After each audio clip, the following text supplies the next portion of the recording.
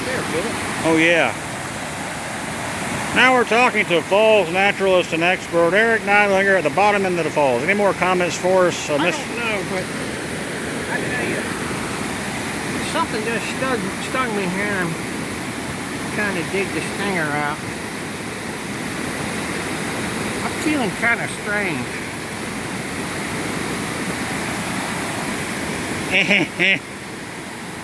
My tongue's swelling.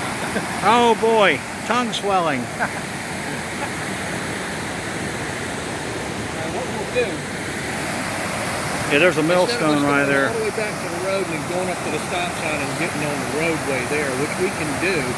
We can go straight through here and come out near Monticello. Now, it's up to you what we do with Well, your you truck. know these parts better than I do, but I would rather not go down any stepped hills. No, won't be any step hills. Okay. Alrighty, let's head on. See the hills?